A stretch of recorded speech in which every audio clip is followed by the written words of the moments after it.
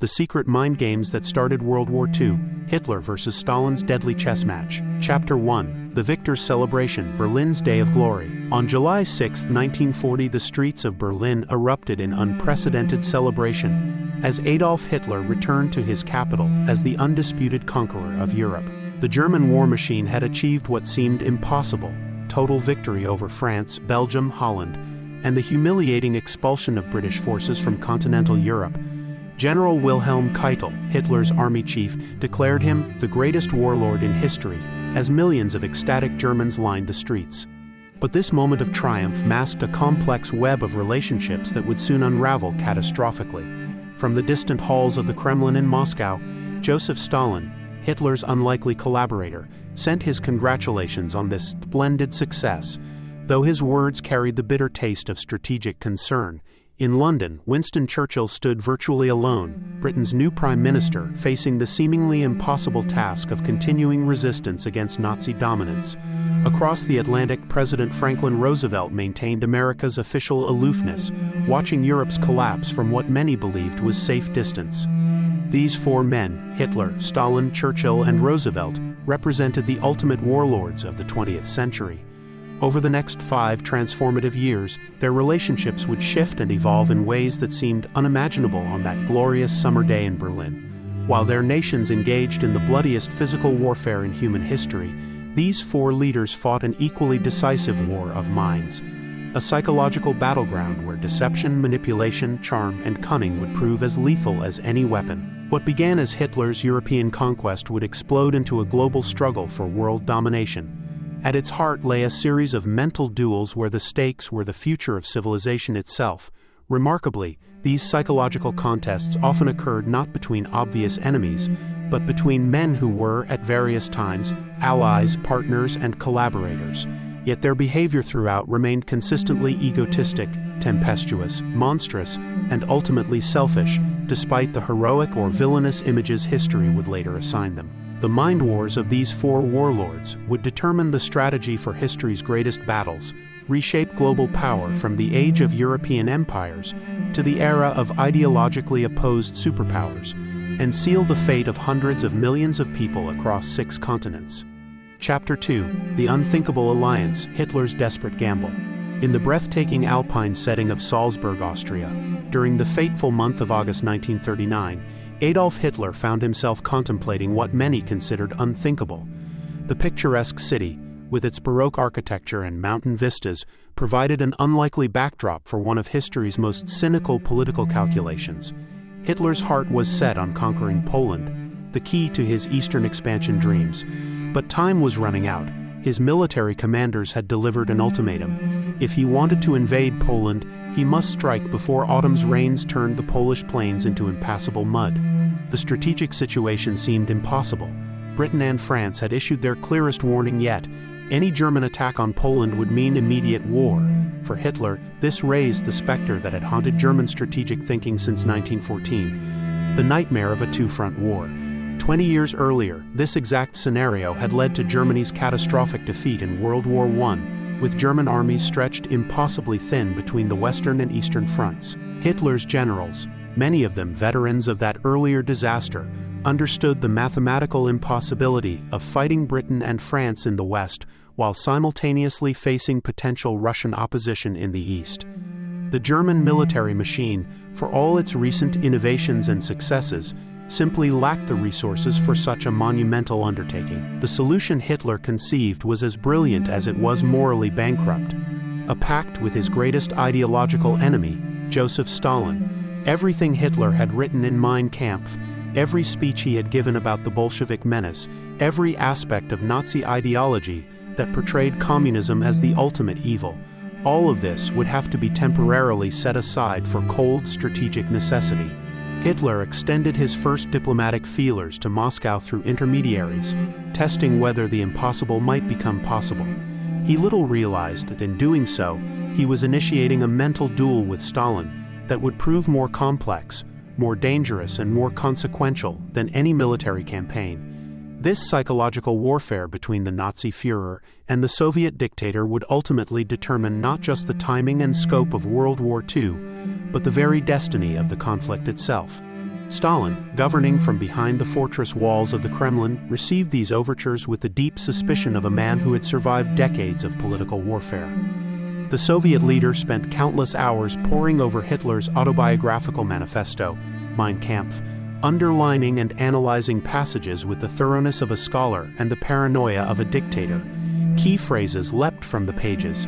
Hitler's description of Bolshevik leaders as common blood-stained criminals and the scum of humanity, words that could hardly be forgotten or forgiven. Yet Stalin possessed something that would prove crucial in the coming negotiations.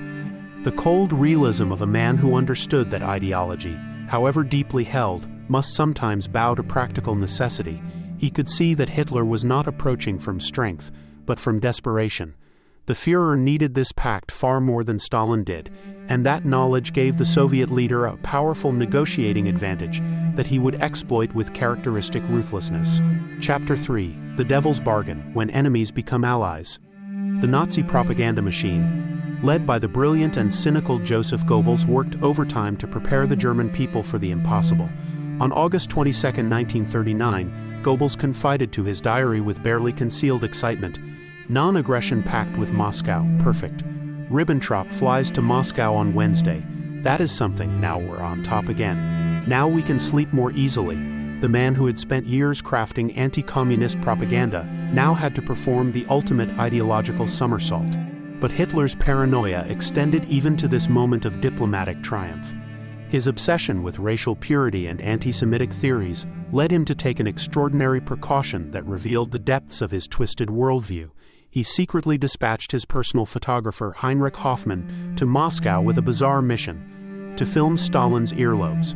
According to Nazi racial pseudoscience, Jewish earlobes were supposedly attached to the head, while Aryan earlobes hung separately. This absurd racial test would determine whether Hitler could trust his new ally's genetic credentials. Stalin's earlobes passed Hitler's insane test. They hung separately, marking him as racially acceptable in the Führer-warped ideology. This seemingly trivial detail cleared the final obstacle to the most cynical diplomatic alliance in modern history. As midnight approached on August 24, 1939, in the ornate halls of the Kremlin, the Nazi-Soviet non-aggression pact was formally signed. But the public treaty was only half the story. Attached to it was a secret protocol that revealed the true nature of this devil's bargain. Germany and the Soviet Union would carve Poland between them like two gangsters dividing stolen territory.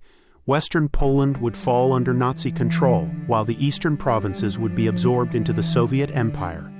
Hitler's phone call to his foreign minister Ribbentrop crackled with triumph. This will hit like a bombshell, indeed. The news would shock the world, leaving democratic politicians scrambling to understand how two supposedly incompatible ideologies could suddenly embrace. But as Goebbels noted with unusual honesty in his private writings, this alliance was born not from strength, but from fear. Specifically, Hitler's terror that Stalin might knife him in the back at the crucial moment of his Polish invasion. The Führer found himself in the humiliating position of begging favors from a man he had spent years denouncing as subhuman. As an old German proverb had it, in times of famine, the devil feeds on flies. Hitler was discovering that desperate times required desperate measures, no matter how much they contradicted his core beliefs. In the Kremlin, Stalin played his role in this diplomatic theater with characteristic cunning. Raising his glass in a toast, he declared to the assembled German delegation, "I know how much the German nation loves its Führer. I should therefore like to drink to his health."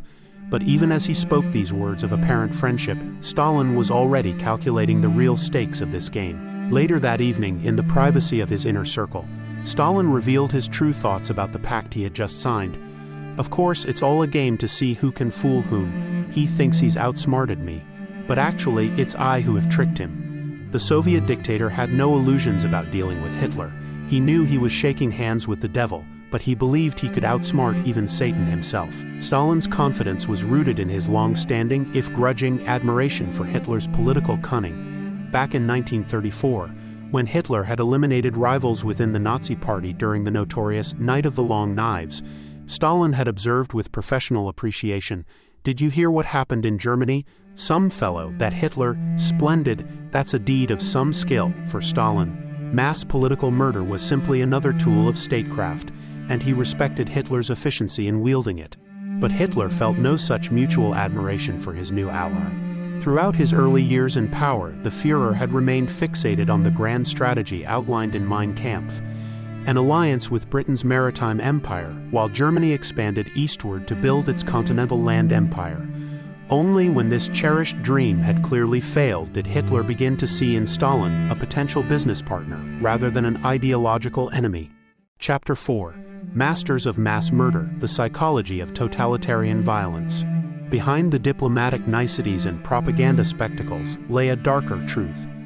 Both Hitler and Stalin were already seasoned practitioners of mass murder on an industrial scale. Their ability to form an alliance despite ideological differences was facilitated by their shared understanding that human life held no intrinsic value when weighed against political objectives. Stalin had been the first of the two to fully embrace the logic of mass murder as a tool of governance.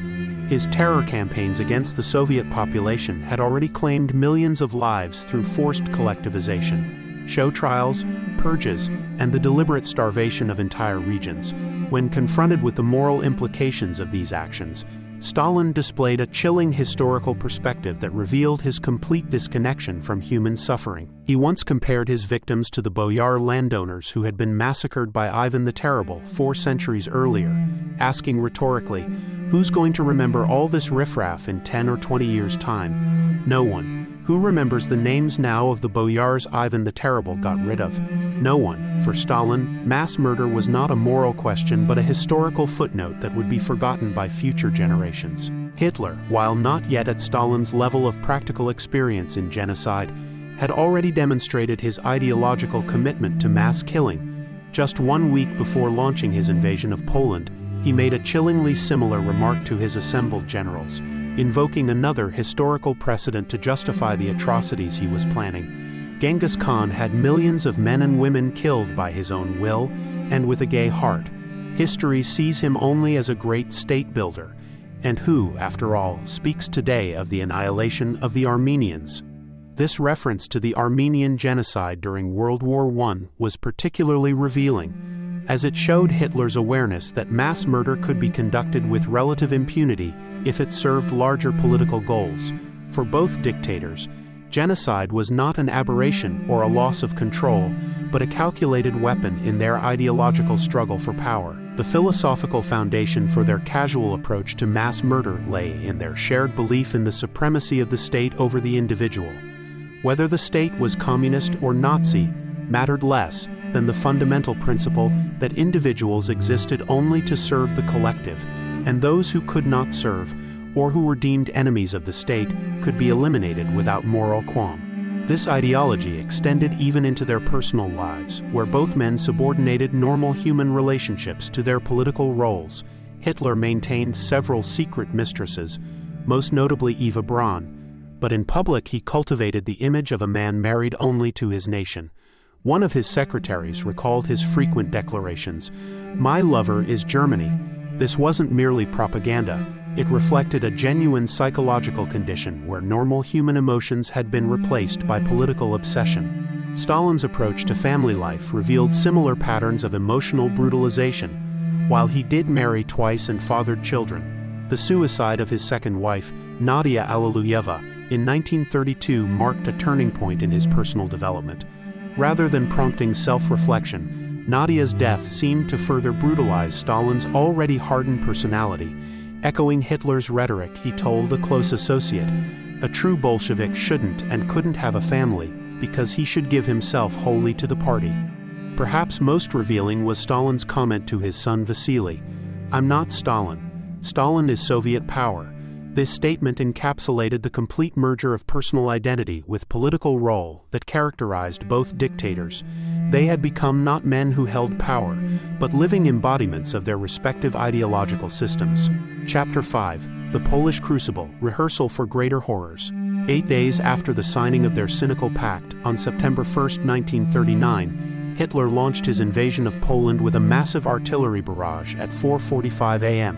The attack came without warning, without declaration of war, and with a ferocity that introduced the world to a new form of warfare. German Stukas screamed down on Polish cities, while panzer divisions smashed through Polish defenses with unprecedented speed and coordination. Britain and France, bound by their guarantees to Poland, declared war on Germany on September 3, 1939. But their declarations were largely symbolic.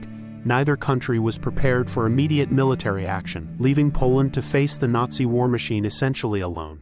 In this moment of crisis, Stalin revealed his true character by publicly supporting his Nazi collaborator in terms that shocked the democratic world. Addressing the Soviet people and the international community, Stalin announced, "It is not Germany who has attacked England and France, but England and France who have attacked Germany." This breathtaking reversal of reality demonstrated Stalin's willingness to abandon any pretense of moral authority in service of his strategic objectives. The man who had positioned himself as the defender of the international working class was now openly supporting fascist aggression. The enslavement of Poland became a horrific proving ground that united these two extreme proponents of totalitarian violence in ways that revealed their true nature. On the German side, SS Einsatzgruppen units systematically murdered approximately 60,000 Jews, intellectuals, priests, and members of the Polish ruling class. These killings marked Hitler's first direct experience with mass murder on an industrial scale, and the psychological impact on the Führer was profound and lasting. Witnesses later reported that Hitler seemed energized rather than horrified by reports of the massacres. The systematic nature of the killings, the efficiency with which his followers carried out mass murder, and the apparent ease with which ordinary Germans could be transformed into killers, all provided Hitler with crucial lessons that would influence his later, even more horrific campaigns. Stalin's secret police, the NKVD, demonstrated their own expertise in mass killing in the eastern portions of Poland, unlike the Germans, who were still learning the techniques of systematic murder. The NKVD was already a well-oiled machine of terror, with years of experience in eliminating enemies of the people. Their massacres in eastern Poland were carried out with the cold efficiency of a bureaucratic operation. Among the NKVD's victims were more than 20,000 Polish officers, intellectuals, and political prisoners who were systematically executed in locations like Katyn Forest. The bodies of these victims would not be discovered until 3 years later, when German forces would uncover the mass graves and use them for propaganda purposes. The irony that Nazi propagandists would exploit Soviet atrocities was lost on neither Hitler nor Stalin. Both understood that truth and lies were merely tools to be manipulated for political advantage. As their respective secret police forces mutilated Poland, the two dictators found themselves bound together not just by treaty obligations, but by shared complicity in atrocities that placed them beyond the pale of civilized society. They had crossed a threshold from which there could be no return, joining hands over the corpses of their victims in a bond that was simultaneously practical and deeply psychological. The destruction of Poland served as more than a military campaign. It was a laboratory where both dictators could test the limits of their followers' obedience and the international community's tolerance for atrocity. The lessons learned in this crucible would inform their strategies for the even greater horrors that lay ahead. Chapter 6: The Strategic Dance Calculating Devils at Play. Stalin had entered his pact with Hitler with his eyes wide open, harboring no romantic illusions about the nature of his new partner. He knew, with the clarity that comes from being a practitioner of similar methods, that he was making a deal with the devil himself.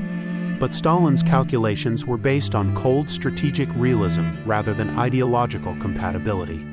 Just 1 week after the Nazi invasion of Poland had triggered World War II, Stalin gathered his inner circle for a frank assessment of the new situation. His analysis revealed the sophisticated strategic thinking that had made him master of the Soviet Union. A war is on between two groups of capitalist countries.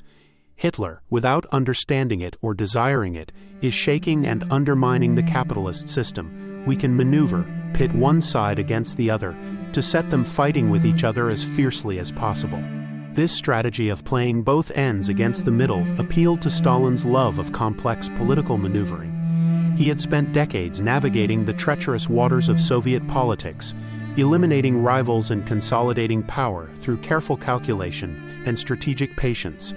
Now he saw an opportunity to apply these skills on a global scale, using the conflict between Nazi Germany and the Western democracies to advance Soviet interests. But Stalin's vision extended beyond mere survival and opportunism. He was already eyeing the potential for territorial expansion that the war might provide. With characteristic cynicism, he asked his associates, what would be the harm if, as a result of the rout of Poland, we were to extend the socialist system onto new territories and populations? For Stalin, war was not just about defending the Soviet Union, it was about expanding the communist empire under the cover of capitalist self-destruction. For Hitler, the pact with Stalin offered a different but equally crucial advantage: the ability to concentrate his entire military machine on a single front. With his eastern border secured by the non-aggression pact, Hitler could now turn all his energy and attention to the planning and execution of his long-dreamed-of conquest of France. Goebbels, always attuned to his Führer's moods and ambitions, noted Hitler's growing optimism about long-term collaboration with Stalin in his diary entry of October 1, 1939. Conference with the Führer in private. He is convinced of Russia's loyalty. After all, Stalin is set to pocket a huge profit. From Hitler's perspective, Stalin's material gains from their partnership, territory, resources, and strategic advantage would ensure the Soviet leaders' continued cooperation. But Stalin saw no such loyalty or permanence in his relationship with Hitler. The text of Mein Kampf remained etched in his memory, particularly Hitler's explicit territorial ambitions regarding Russia and her border states. Hitler had written with chilling clarity, "If we speak of territory in Europe today, we can primarily have in mind only Russia and her vassal border states." These words, published 15 years before their pact, revealed Hitler's ultimate intentions regardless of temporary tactical arrangements. Because Stalin calculated that Hitler might still one day turn on him, indeed that he almost certainly would, the Soviet leader embarked on a complex strategy of building defensive buffer zones while simultaneously maintaining the appearance of loyal partnership. This delicate balancing act would require all of Stalin's considerable skills at political maneuvering. Stalin began by forcing the Baltic states, Lithuania, Estonia, and Latvia, to accept Soviet military garrisons on their territory. This was presented as a mutual defense arrangement, but everyone understood it as the first step toward Soviet annexation. When a Latvian delegation protested these demands, Stalin's response revealed his clear-eyed assessment of the situation. There has been an unexpected turn, but one cannot rely upon it. We must be prepared in time. Others who were not prepared paid for it dearly. The Germans might attack. Chapter 7. The Buffer Zone Strategy, Stalin's Calculated Aggression. Stalin's strategy for creating protective buffer zones around the Soviet Union was both brutally practical and tragically miscalculated. Understanding that his pact with Hitler was likely temporary, he set out to build a defensive cordon that would protect the Soviet heartland when the inevitable betrayal came. But his methods revealed the same casual brutality toward smaller nations that characterized his domestic policies. His first targets were the three Baltic republics, Lithuania, Estonia, and Latvia, nations that had gained independence after World War I and had spent the intervening years building democratic societies and market economies.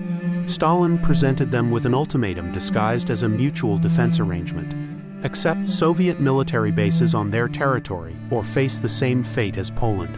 The Baltic leaders understood perfectly well that accepting Soviet garrisons meant surrendering their independence, but they also understood that resistance was futile.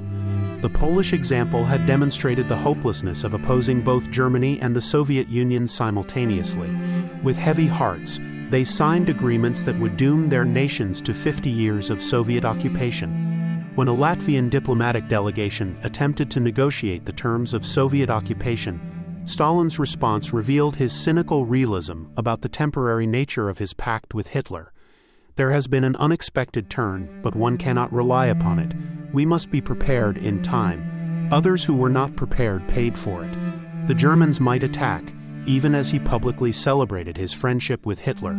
Stalin was already planning for the day when that friendship would turn to enmity. Stalin also set his sights on Finland, demanding territorial concessions that would provide additional buffer space around Leningrad, the Soviet Union's second-largest city and a crucial industrial center. The Finns, however, proved less compliant than the Baltic states. drawing on their tradition of fierce independence and their memory of successfully resisting Russian domination during the Russian Revolution, the Finns flatly refused Stalin's demands. Stalin's response was swift and brutal. On November 30, 1939, Soviet forces invaded Finland in what became known as the Winter War. Stalin expected a quick victory against a small neighbor with limited resources.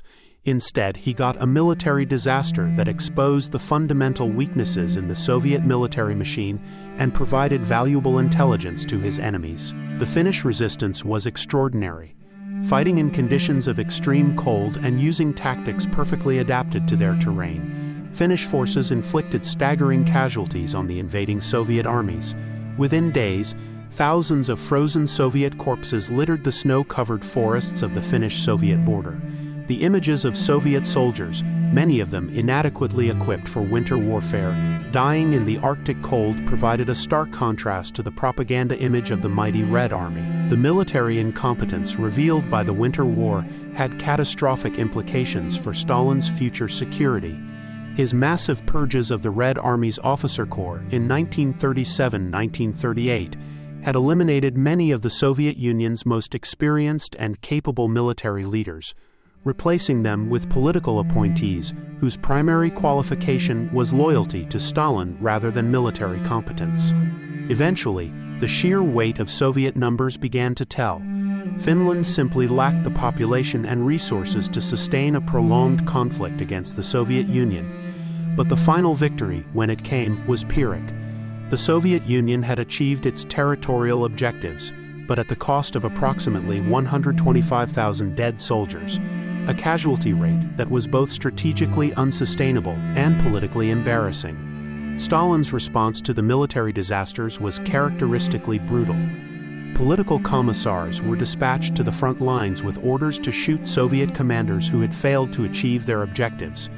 But the real fault lay with Stalin himself, whose paranoid purges had decapitated the Red Army at precisely the moment when military expertise was becoming crucial.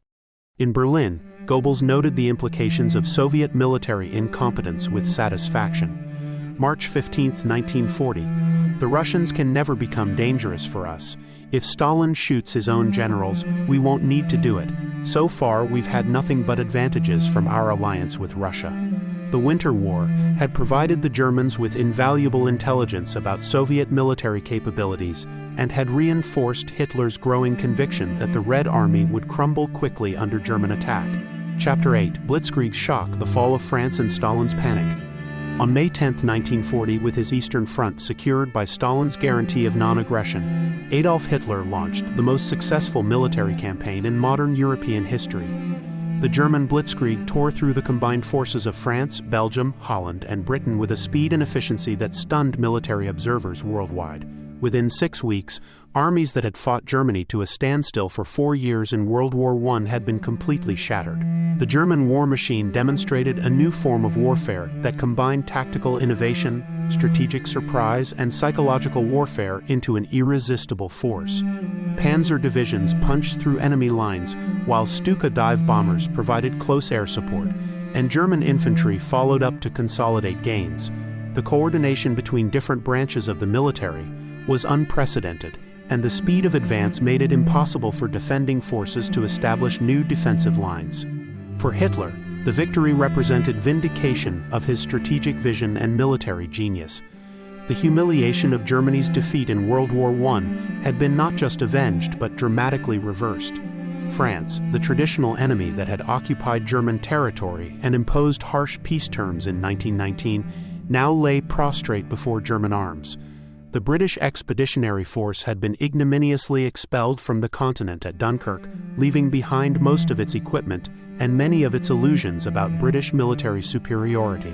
But for Stalin, watching from Moscow, the German victory was an unmitigated disaster. All of his careful calculations had been based on the assumption that Germany and the Western Allies would exhaust themselves in a prolonged conflict similar to World War I. The prospect of a long, mutually destructive war between capitalist and fascist states had seemed to offer the Soviet Union the perfect opportunity to expand its influence while its enemies bled themselves white. Nikita Khrushchev, who would later become the Soviet premier, was present in the Kremlin during this crisis, and left vivid memories of Stalin's reaction to the news of German victory. "I remember being with Stalin," Khrushchev recalled. "He was extremely nervous. He was racing around, cursing like a cab driver. He cursed the French, he cursed the English. How could they allow Hitler to defeat them, to crush them?" Stalin's panic was based on more than just the collapse of his strategic assumptions.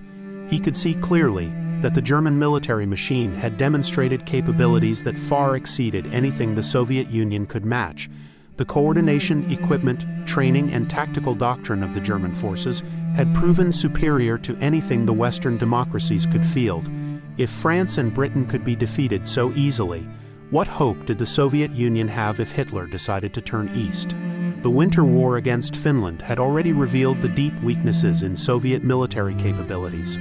Stalin knew that the Germans had been watching the Finnish conflict closely and drawing their own conclusions about Soviet strengths and vulnerabilities.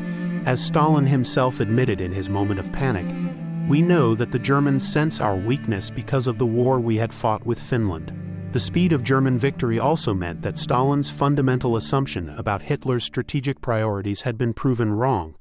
Stalin had believed that Hitler would either have to make peace with Britain or face a prolonged two-front war. The possibility that Germany could defeat the Western Allies so quickly and completely had not figured in his calculations. On June 17, 1940, the French government formally sued for peace, bringing the military campaign to an end in just over a month.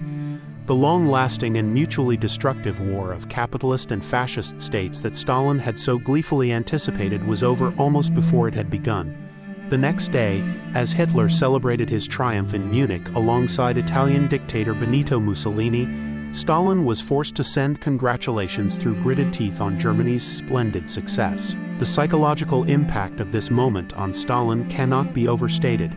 For the first time since consolidating his power in the Soviet Union, he faced an external threat that he could not control, manipulate, or eliminate through his usual methods of political maneuvering and violence. The German war machine represented a challenge that would require military rather than political solutions, and Stalin's purges had left the Soviet Union singularly unprepared for such a challenge. Chapter 9: The Gambler's Dilemma, Hitler's Moment of Triumph and Hesitation. The fall of France on June 17, 1940, marked the pinnacle of Hitler's military career and the fulfillment of dreams that had sustained him through years of political struggle. Germany's defeat in World War I, the source of personal and national humiliation that had driven Hitler's rise to power, had been not just avenged but dramatically reversed. The terms of the armistice were deliberately designed to humiliate France as Germany had been humiliated in 1918, with the signing ceremony taking place in the same railway car where Germany had surrendered 22 years earlier. For Hitler personally, this victory represented something approaching spiritual redemption. The failed artist who had lived in poverty in Vienna, the frustrated corporal who had been temporarily blinded by gas in the trenches of World War I, the political agitator who had been imprisoned after the failed Munich beer hall putsch, all of these earlier humiliations were now washed away in a tide of military triumph. Italian Foreign Minister Galeazzo Ciano, who was present in Munich for the victory celebrations, observed Hitler's psychological state with the trained eye of a diplomat accustomed to reading the moods of dictators.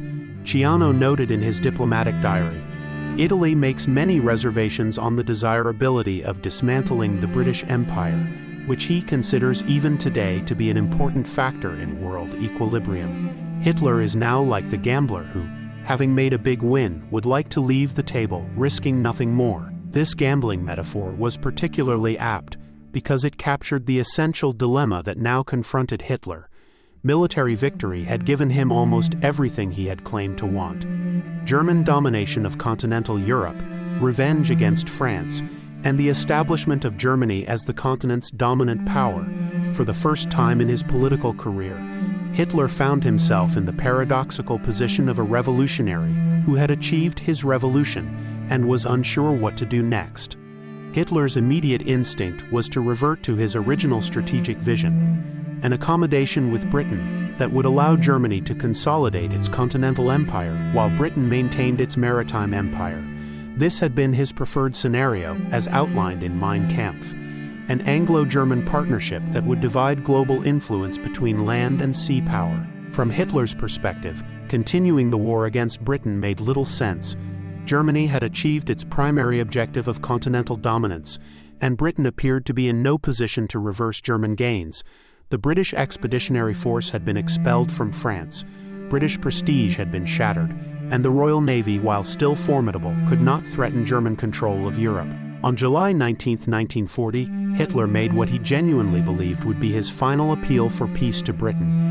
Speaking to the Reichstag in a carefully crafted speech, he offered British leaders what he considered generous terms. Germany would keep its continental gains, but Britain could maintain its empire and naval supremacy. It seemed to Hitler like a reasonable division of spheres of influence that would benefit both parties. But Churchill and the British government were not interested in Hitler's peace overtures. The same day that Hitler made his Reichstag speech, the British rejection was swift and unambiguous. This rejection puzzled and increasingly frustrated Hitler, who could not understand why Britain would continue a war it appeared to have no chance of winning. Hitler's confusion about British motivations revealed a fundamental limitation in his strategic thinking. Despite his tactical brilliance and his deep understanding of German psychology, he had never fully grasped the mentality of his opponents. He interpreted British resistance through the lens of his own opportunistic pragmatism, failing to understand the moral and cultural factors that drove Churchill's determination to continue fighting regardless of the military odds. This failure of imagination would prove to be one of Hitler's greatest strategic mistakes. His inability to comprehend why Britain would not make peace after suffering military defeat led him to search for external explanations, hidden factors that must be encouraging British resistance despite the apparent hopelessness of their position. Chapter 10: The Double Strategy Gamble, Stalin's Dangerous Game. Stalin's response to the fall of France was to embark on one of the most dangerous gambles of his career. A double strategy that sought to expand Soviet territory while simultaneously avoiding any action that might provoke Hitler into immediate aggression. This balancing act required all of Stalin's considerable skills at political maneuvering, but it also revealed the fundamental weakness of his position. On one hand, Stalin recognized that Hitler's rapid victory over France had created a window of opportunity that might never come again, with German forces presumably exhausted from their recent campaign, and German attention focused on the possibility of invading Britain. This seemed like an ideal moment for the Soviet Union to quietly expand its sphere of influence in Eastern Europe. Stalin's first moves were technically legal under the terms of the Nazi-Soviet Pact. He ordered Soviet forces to occupy the three Baltic states, Lithuania, Estonia, and Latvia, and the Romanian province of Bessarabia. These territorial gains were explicitly permitted under the secret protocols that had been negotiated during the original pact discussions, and Stalin could legitimately argue that he was simply claiming what had been agreed upon. But Stalin's ambitions extended beyond what had been formally negotiated.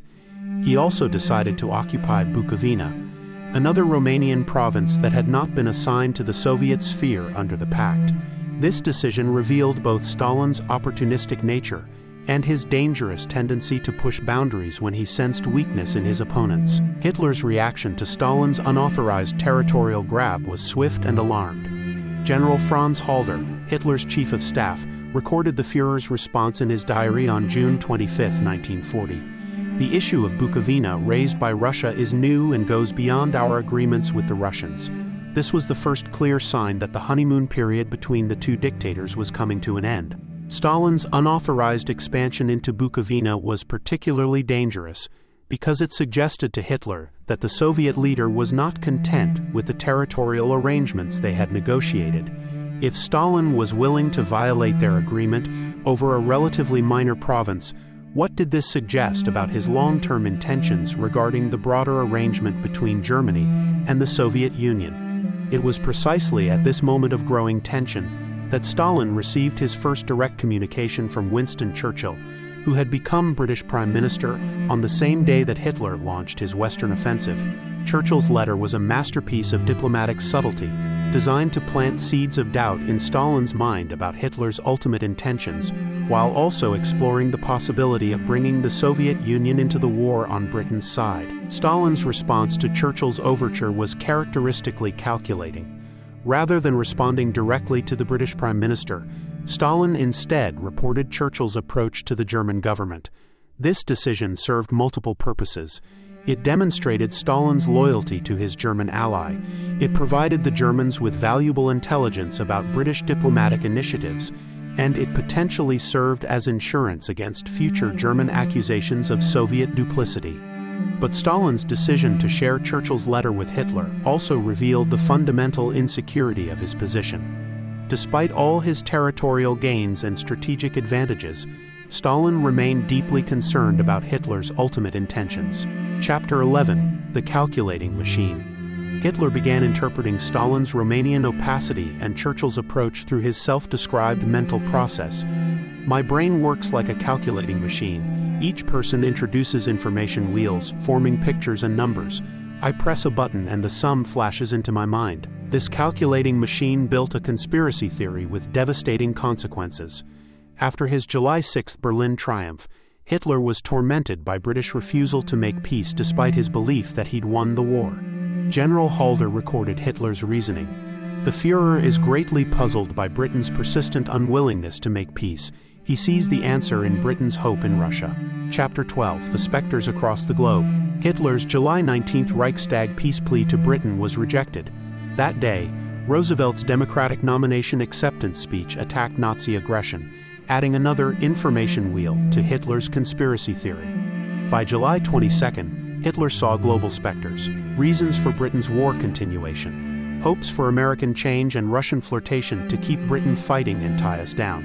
Retreating to Obersalzberg's mountains where he'd conceived the Stalin Pact, Hitler now suspected his former ally. Chapter 13: The Fatal Decision. On July 31, 1940 at 11:30 a.m. in Berchtesgaden, Hitler announced his momentous conclusion.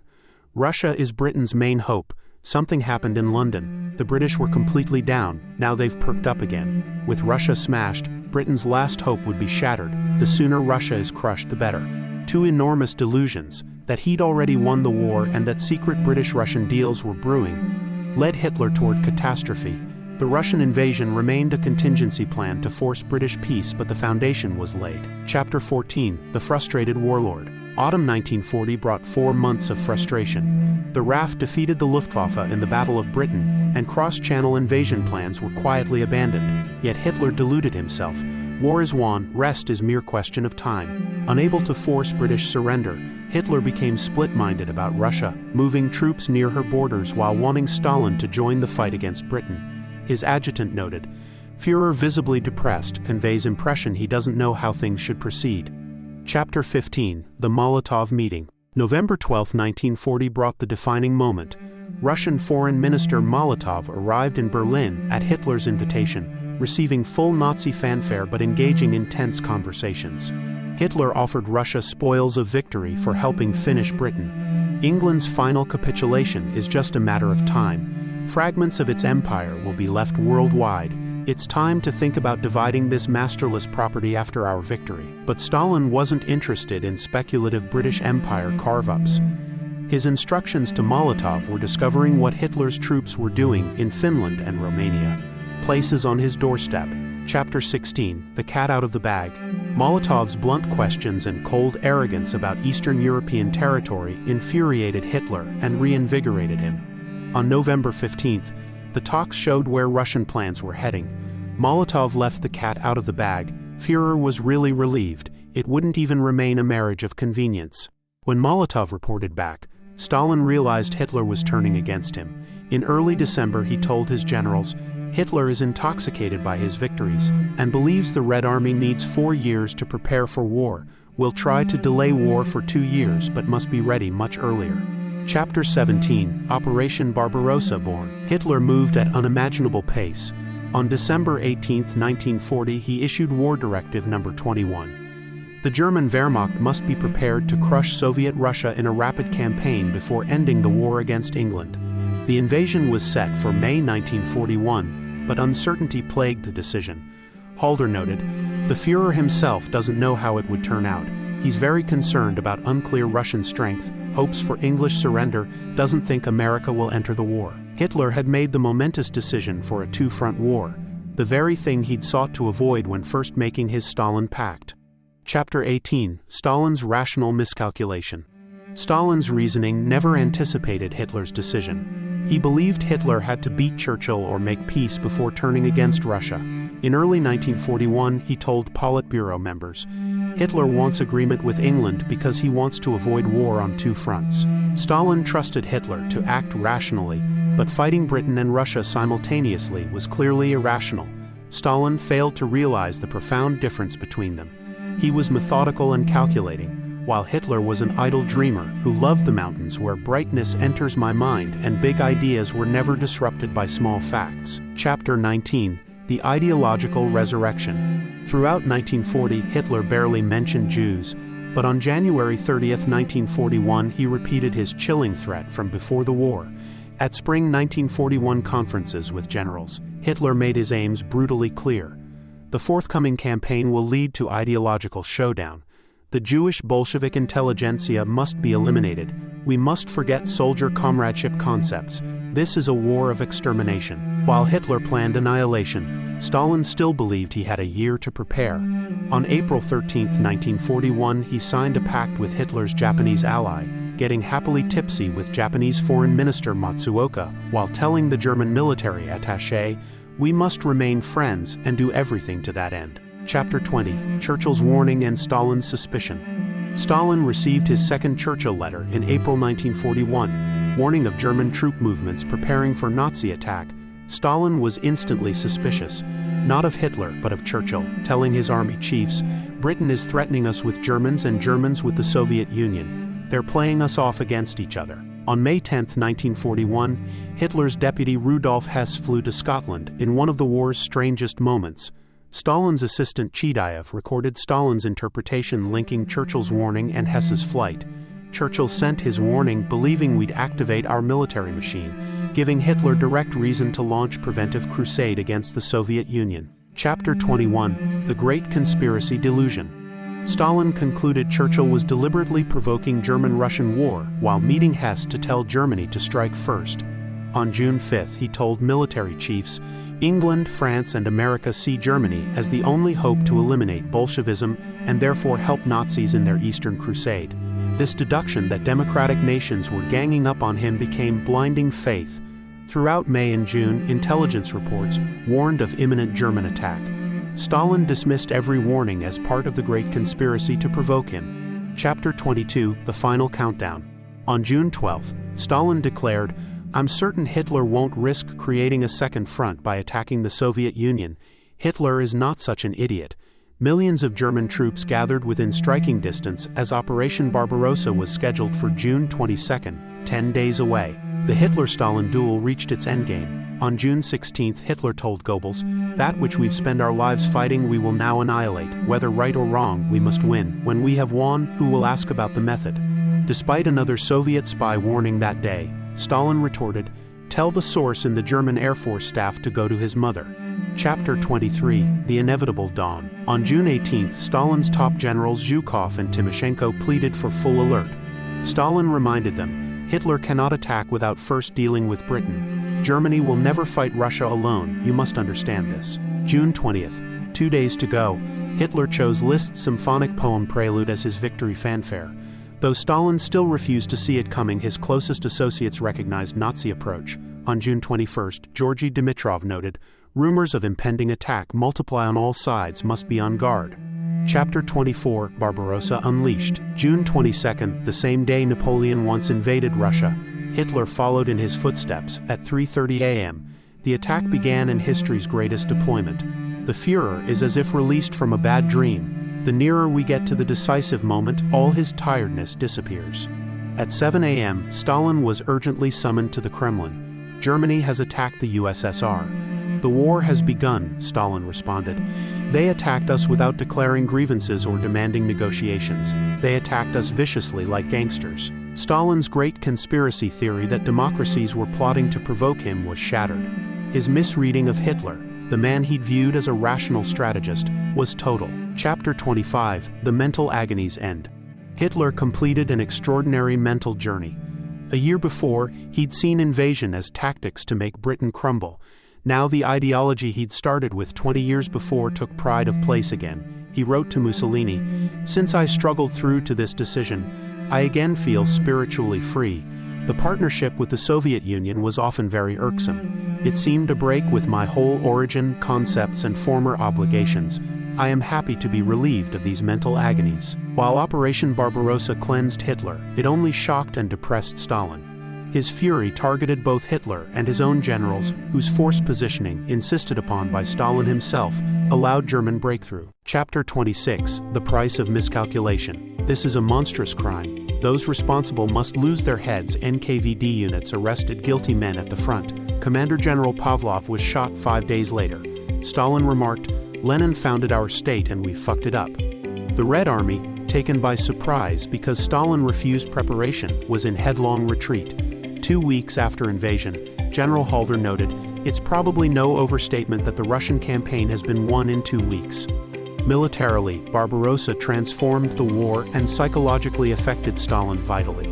He later remarked, "When making decisions, never put yourself into the other person's mind, because you can make terrible mistakes."